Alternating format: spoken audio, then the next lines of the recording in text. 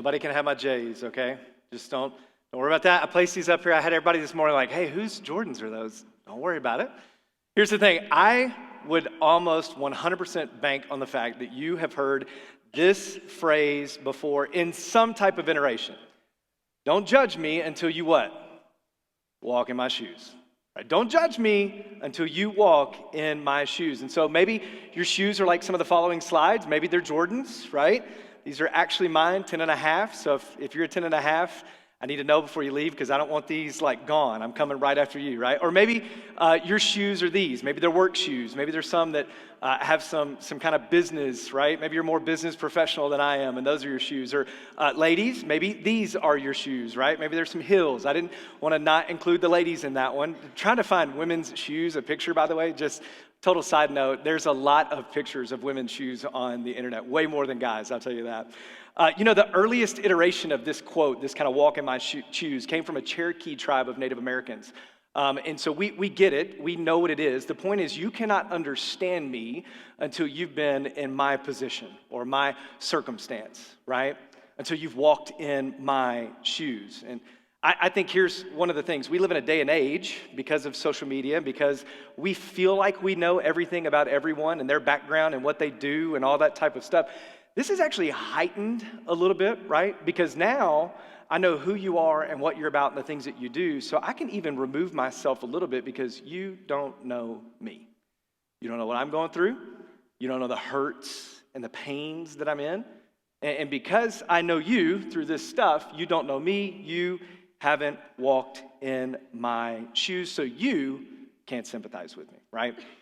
Sympathy, by the way, if we're talking about this, sympathy, empathy, and compassion are the things that are kind of the core principles around this. And so sympathy is the feeling of concern, right? So that first kind of feeling that we get, that's the sympathy. But then it usually moves into empathy, which is really kind of more of placing myself in your shoes, putting myself in your situation. And then ultimately, compassion should arise from both of those, which means that I'm going to try to relieve the suffering that you have. It should be sympathy, empathy, and compassion. Compassion being that moment that we're trying to relieve what it is that is going on. And in order to do any of those things, I think we have to understand where people are, right? And I was looking up some quotes this week about walking in our shoes. I was reminded, if you're a reader or if you took a literature class, you probably had to read the book To Kill a Mockingbird, right, by Harper Lee. One of my favorite quotes on this was this. It was from Atticus Finch in To Kill a Mockingbird. It said, "If you can learn a simple trick, Scout, you'll get along a lot better with all kinds of folks. You never really understand a person until you consider things from his point of view. Until you climb inside of his skin and walk around in it." But what a great quote to think about, right? And then to back that up, I found another highly academic kind of theologian type of guy, Jack Handey. If any of you have heard quotes by Jack Handey, that's a joke. You can laugh. It's okay. By the way, you can laugh and talk back in here. It helps me know that I'm doing well, right? So never be afraid to laugh or to push back. But so Jack Handey, famous quotes by Jack Handey. Here's what Jack Handey said. He said, "Before you criticize someone, walk a mile in their shoes. That way, you'll be a mile from them, and you'll have their shoes." Right? It's okay. We can laugh. I'll let that settle for those who are still trying to figure out what it means. No, no matter which end of the spectrum you're on, we are in this series called Mas, which is living for more, right? Living for more, living the greater life, doing more. And all joking aside, we're talking about a guy named Jesus who's walked in our shoes. And whether those shoes are J's or whether they're Vans or whether they're high heels or whether they're Birks or whatever they are, Jesus has walked in our shoes. And in the middle of this series called Mas, Living for More, I think we have to recognize what it is about the challenges in our greater life that we're trying to strive for, and that we have a guy that resonates with us that's walked in our shoes. You see, last week we talked about the humble roots of Jesus and how that plays into the greater life. This week we're going to talk about some of the struggles and the pains that even though we think the greater life is removed of those, they're really not. And how Jesus, ultimately in both of those scenarios, is the answer to both of those. An intimate relationship, a closer relationship with Jesus, is the answer to the greater life. And so that's what we're going into. So living for more, from my worldview, from this worldview of what we'll read today from the Bible, is a deeper relationship with Jesus. And so we're going to take a look at the sympathetic and kind of empathetic nature of Jesus and where that arises from and how we have that. And a lot of it comes from his incarnation and from his advent. Now, if you're new to Christianity or if you are still processing your thoughts about Christianity, those are churchy words, incarnation and advent. We hear them a lot this time of year. Here's what it means. Incarnation literally means God becoming human. And so when you hear the incarnation, that means that God chose to become human in the form of Jesus and come and live just like you and I today, right? And now we have J's. They didn't really back then, but for the most part, like you and I today. And then when you hear Advent, we hear Advent a lot of times during this year. That just means kind of the arrival of someone significant, right? Anybody could be arrival. It could be the advent of one of you into the room, right? The arrival of someone significant.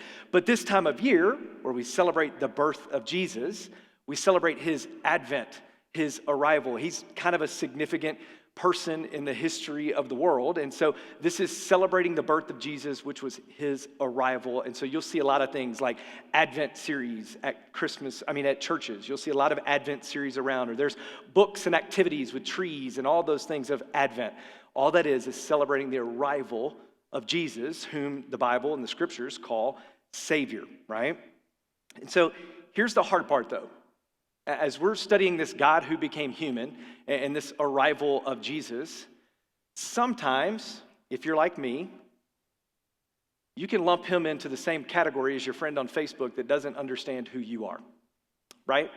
Because even at the end of the day, he's Jesus. He's sitting at the right hand of God. He's kind of high up in heaven. He's doing his thing. Most of us think that he's just telling us what to do and what not to do. And so he doesn't understand me. He doesn't understand my pain. He doesn't understand my temptations. He doesn't understand my hurt or the struggles that we have in this day and age. And so, man, he hasn't walked in my shoes. And so what we do is we just kind of remove ourselves from that relationship and from any opportunity to go deeper with him in a relationship. And by the way, let me pause for just a second. You know, we sing songs right now. It's the happiest time of year. Not for everybody. I want to recognize that there are a lot of people that are struggling this time of year. Some of you have lost loved ones, that this will be your first Christmas without them. Some job situations are really tough, and you're hurting through them, and you can't provide the way that you want to provide or the way the world says for you to provide. The mas, the greater life, right? Maybe some of you just have unique family dynamics, and this reminds you of those unique family dynamics, right? This is not the happiest time of year for everyone. I want you to know that I resonate with you and that you are not alone. Now, I too have lost loved ones that this time of year reminds me of it every single year. I have some unique family dynamics, and Christmas reminds me of those very challenging and unique family dynamics and being far away and not being able to help. And so I feel your hurts and your pains as well. And so just want you to know that this is a safe place for you, that you are not alone in those hurts and in those struggles. And quite frankly, even more than me or anyone else in here that understands your hurts and your struggles, the man Jesus that walked in your shoes, he understands them way more. And he can resonate with you, and he can point you to the answer in all of those things. He can show you that he has sympathy and empathy and compassion, right? And so instead of just kind of writing Jesus off as someone that can't understand me, you've seen his Facebook profile. You know he doesn't resonate with what you're going through. Instead of writing him off as that and saying, bro, Jesus, you don't know what I'm going through right now. I want you to leave today thinking and knowing and understanding that he's walked in your shoes. He feels for you. He's sympathetic towards you, and he has provided the ultimate compassion for us in whatever situation we're in. And so do me a favor. Let's turn to Hebrews chapter 4. We're going to look at Hebrews 4. We're going to be in verses 14 through 16 today. That's on page 1063 of the black Bibles that are scattered throughout the room. As I mentioned earlier, we have an app. If you want to download it, you can look at the Bible on there. You can look on the screen and follow along with us, or you can just look over your neighbor's shoulder or do whatever else it is. But we're going to be in 1063, Hebrews chapter 4. Hebrews is found, for those new to the Bible or new to Christianity or still processing your thoughts, Hebrews is in the New Testament portion of the Bible, which is the back half, right? You have the front half, which is the law and the prophets, and then the back half is the newer portion of the Bible that deals specifically with Jesus and the church. And so that whole portion does. And it's named Hebrews, though, because it was actually written to a group of Jewish followers of Jesus. So in all of the books in the back half of the Bible's New Testament, Hebrews is the one that continually points Jesus to the Old Testament portion of the Bible and all of the law and the prophets and the prophecies that Jesus fulfilled. It does a really good job of that. A lot of theologians don't really know who wrote the book of Hebrews. Many attest it to Paul. But regardless, this is a book that we can turn to look at the life of who Jesus is. So Hebrews 4, verses 14 through 16. I'm going to read, then pray, and we're just going to break it down and have some fun this morning. So here we go. Hebrews 4, verses 14 through 16. It says this. It says, therefore. Now, by the way, if you have your own Bible, anytime I see therefore, I always look back to what it is before it, because that section of Scripture really includes this piece also. And so this week, go and read the first part of Hebrews 4 and that to fully understand this last passage. But it says, therefore, since we have a great high priest who has passed through the heavens, Jesus, the Son of God, let us hold fast to our confession. For we do not have a high priest who is unable to sympathize with our weakness, but one who has been tempted in every way as we are, yet without sin. Therefore, because of that, let us approach the throne of grace with boldness. Say boldness for me. Boldness. So that we may receive mercy and find grace to help us in time of need. Let me pray. Jesus, thank you. Thank you that no matter the shoe you are walking in, it looks like mine. Thank you that no matter the pain that we have, you feel it. No matter the hurt that lingers, it lingers with you. No matter the struggle that we face, you've seen it, you've overcome it, so that we too today can have the power to overcome it as well. Jesus, use your words, this Bible, this passage, to resonate in us this week, to help us just walk through this journey with you in a greater and deeper way. We love you and we praise you, and it's in your name. Amen. You see, I think in this short passage, just 3 verses, we see 3 truths about Jesus walking in our shoes. I think we'll see 3 truths that we can pull away from about Jesus walking in our shoes. Here's the first one. Jesus is sympathetic. And he's sympathetic. I mean, look at what this very first verse says about Jesus. The verse 15 says about Jesus. It says, for we do not have a high priest who is unable to what? Sympathize with our weaknesses. Now, here's the cool thing about this passage, right? It's not only that we have someone that has sympathy for us in Jesus, but it's the thought that this, what is called right here, the high priest, who is Jesus, the Son of God, he's someone that's sitting at the right hand of God right now. And not only someone that has sympathy for you or has gone through what you have gone through, but when we break down what sympathy is, it means that Jesus is touched by what we're going through. He's moved by your struggle right now. He doesn't write it off. He doesn't encapsulate all of them together, but he has sympathy with our weaknesses. He has a feeling towards you personally and what you are going through. And like I mentioned earlier, I mean, that's what sympathy is. It's a feeling of sorrow. It's a formal expression of someone else's sorrow for whatever it is that they're going through. Something that maybe you consider a weakness in your life. Maybe it's the pain that you feel. Maybe it's depression that you have. Maybe it's a hurt or a struggle or whatever it is in the situation that you're currently going through right now. The truth is that Jesus is touched in it. He's not appalled. He's not just totally removed from it. He's not disappointed. He's not even dismayed or outraged at whatever it is you're going through, but he is touched. He feels sorrow with and for you in a greater way. You know why? Because he's walked in your shoes. He's been there. And we always have sympathy for something when we've been through it, right? Libby and I, we were having lunch with a couple that is moving to Denver, prayerfully to start a church in some of the suburbs of Denver. And they're moving here and they wanted to have lunch to talk to us. It's really fun. Like a couple of years ago, we were that couple. And so now people are coming and saying, hey, Chris, would love to have lunch with you and ask you some questions. I'm like, bro, I know nothing, but I can tell you whatever. And so we're having lunch with them, and they're talking about their journey to come here and leaving and all of those types of things. And I immediately felt sympathy for them. And if you know me, I'm not really that much of a sympathetic guy. Like nobody would really classify me as the most sympathetic person you've come across.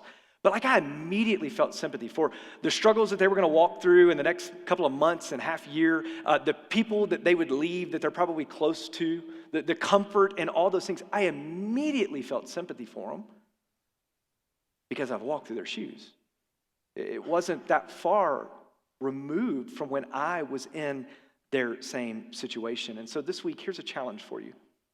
As you feel like no one cares, as you feel like nobody can really resonate with what it is that you are going through, remember and know and understand that Jesus does.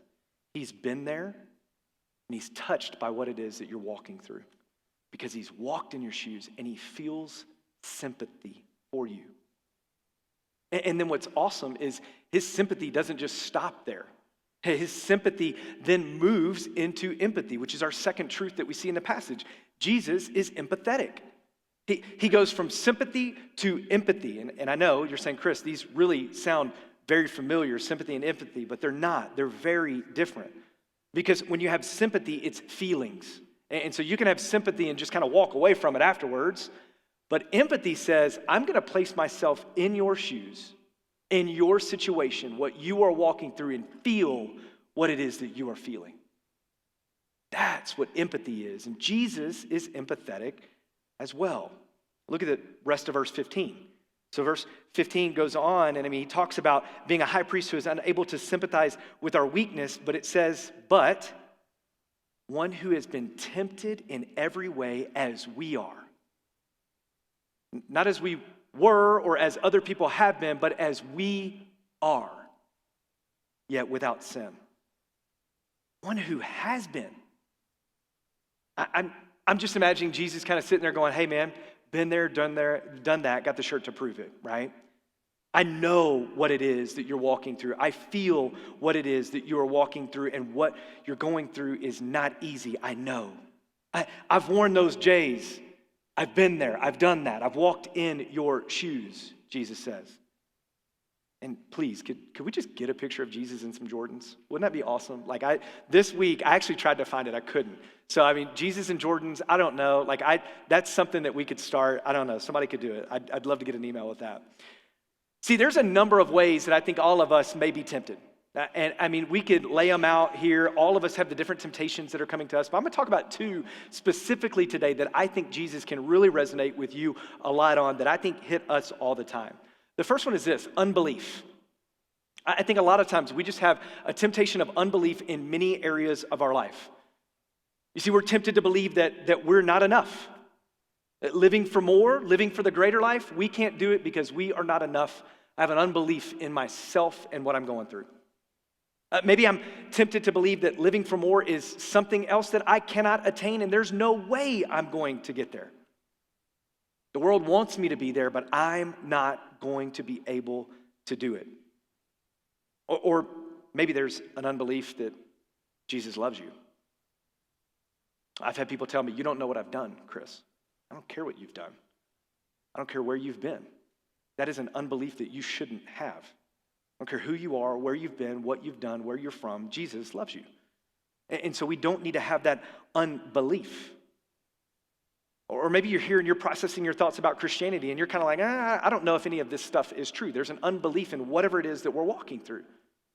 I think we resonate with this in so many different areas. And Jesus is like, hey man, been there, done that. I empathize with you. You see, when Jesus began his ministry, he immediately was faced with Satan. And he had this days in the desert where it was just him and Satan was just coming at him left and right, left and right, left and right. And one of the first things that Satan did was attack him with unbelief.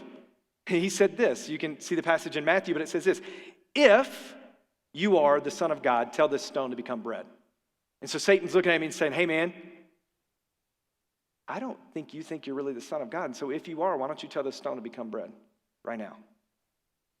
He's trying to throw unbelief at him. Or maybe you believe. Maybe you're good. You're fine. Unbelief is not a problem. You're strong in your belief. You're there. How about this? What about presumption? And presumption is just the idea that something is true, and then that viewpoint I base everything else off of because I assume or I presume that this is going to happen. So maybe you have the presumption that Jesus can't fix the problem that you have going on in your life. Because I've done this, nothing else will go right. Because my family is here and this is the background, I can't do anything like that. And so we have this presumption in our life that just owns us and is thrown at us. And Jesus is like, bro, hold up just a minute. Let me talk to you. Right? While the same conversation happened with Satan, Jesus has presumption thrown his way. He's actually on top of a temple at this point. Satan's kind of taking him all over these places. And look at what he says in Matthew as well. He says, he, talking about God, if you throw yourself off this temple, Satan's talking about, he'll command or give his angels orders concerning you to protect you. They will support you with their hands. Because if you're the Son of God, then this is going to happen. So he's throwing presumption at him left and right. Jesus has walked in your shoes. And what I love about this is that he had everything thrown at him, yet, as this verse says, he was without sin. And so can I just tell you something? The temptation that you have right now to go through whatever it is you're going through, it can stop with temptation. And by the way, temptation is not sin, but acting upon the temptation is where the sin is. And so as you're tempted, just know that Jesus was tempted also, yet he remained true to what it was that God wanted him to do. See, as you're tempted, remember that Jesus has been through what you're walking through, and you now, through him, have the power to say no to whatever it is that doesn't line up with God's desires for you. Through his power, not your own. But not only did he avoid sin after being tempted, I just want you to know that Jesus felt pain just like you did as well. There's many stories in the Bible that resonate with this too, but Jesus had a friend named Lazarus who died, and Jesus actually weeps. It's the shortest verse in the Bible. Jesus wept. He feels pain like you do. Or compassion, right? He goes on a hill, and there's a crowd, and there's tons of people there with no food, and so what does he do? He feeds 5,000 people because he had compassion.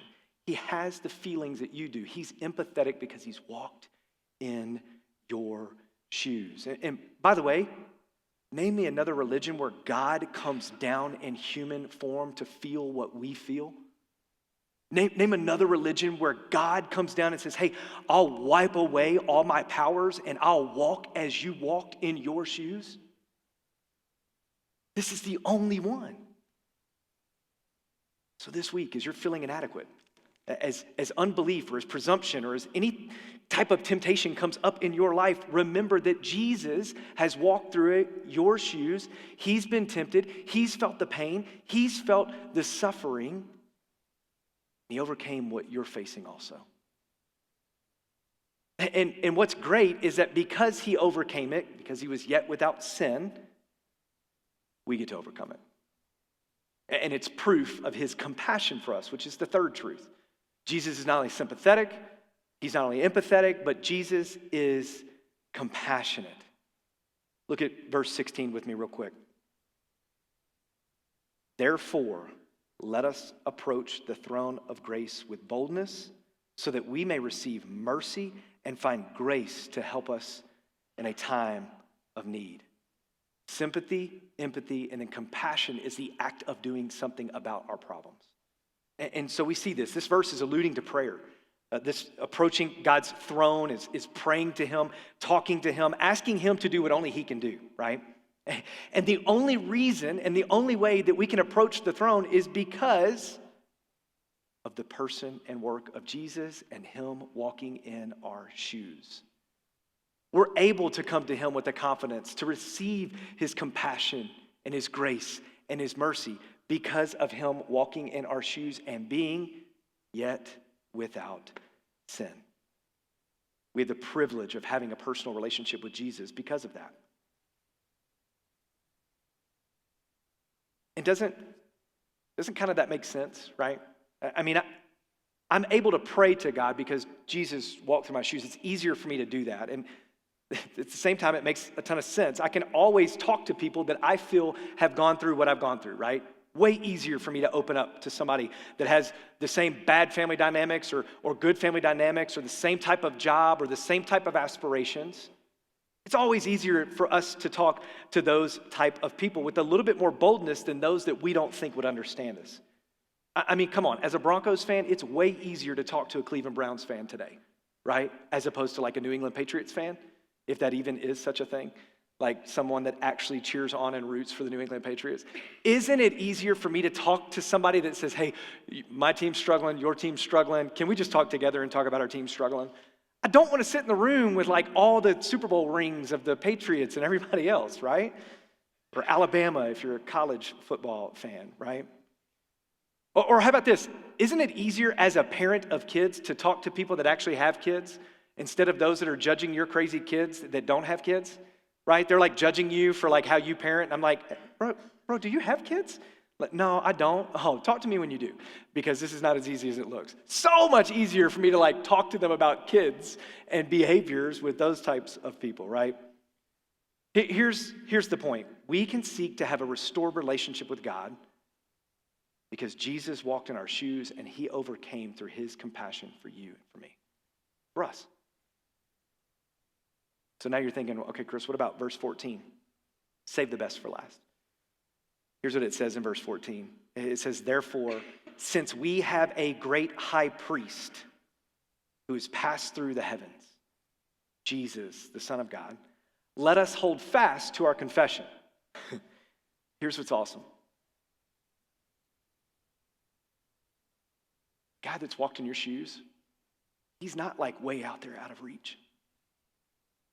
He's not the job you're aspiring for. He's not the home life you're aspiring for. He's not the things that you can't control that are way out that you feel like you can never touch. It says we have a great high priest. It means he's right there. Right there, waiting for us. It's not out of reach. It's not out of touch. He's waiting on us. It's attainable. And not only that, the guy that's walked in your shoes, sitting next to the right hand of God right now. It says he's passed through the heavens. So he went from walking in your shoes to sitting next to God. It's like your friend that was promoted at the company that you work at that's now at the right hand of the CEO. Don't you feel a little bit more confidence and comfortability knowing that like you got somebody that understands you sitting next to the person in charge making the decisions? We do. We have Jesus, who has sympathy and empathy and compassion for us sitting to the right hand of God. And not only that, just like the guy sitting next to the CEO who knows you and what you're about because you're boys or because you're girls and you go back, Jesus knows you. He created you. He's not sitting there out of touch, but he's sitting next to the right hand of God as someone who knows you deep down inside. Personally, he created you. And because of that, we're able to draw near with confidence and boldness that we wouldn't have been able to do before. It means that we pray not with shame, not with guilt, not with dismay, not with fear of punishment or anything else, but we approach God with confidence saying, Lord, be with me. So let us hold fast. Let us remain confident, it says, knowing that with every fiber of our being, Jesus has walked in our shoes. Every step. He's sympathetic. He's empathetic. And he shows great compassion by giving his life for ours. In our place. So as the band comes back up and as we're sitting here, as we're wrestling as we're struggling, as we're hurting, as we're just questioning so much that is going on in and through our lives, know and understand that living for more is a deeper relationship with a guy that's been there, done that, has the shirt to prove it, and has walked in your shoes. He's not out of reach. He's not out of touch. We have him, it says. And so we're going to take some time, kind of in this response time, to stop and pray. Today, though, is also third Sunday, and for those that are new here on the third Sunday, that's when we do communion. And so communion, another kind of churchy word, if you're unfamiliar with the church or haven't been raised around it, communion is a time that we literally break bread. You see, on the night that Jesus was betrayed, he had bread, he's sitting with his guys. Maybe they're wearing Jordans, I don't know. Maybe it's the I'm just gonna tell in my mind that it's that contextual day's version of Jordans. I'm just gonna be there with that. He was sitting there with his boys, they've got some Jordans on, and they're sitting around a table talking about what's to come. His betrayal, his death, the compassion, the act of doing something about his feelings of sympathy and empathy for you. And he takes some bread and he breaks it. He said, hey, this is my body, broken for you. He says, take and eat it. Then he takes a cup, pours some wine in there. He says, this is the blood of the new covenant, poured out for the sins of many. And he told us that as long as we eat of this bread and drink of this cup, we proclaim what he did for us until he comes again. And so communion is just a day for those that have said yes to Jesus to come and remember what he did, how he walked in your shoes, and the compassion that he gave us by giving his life for ours.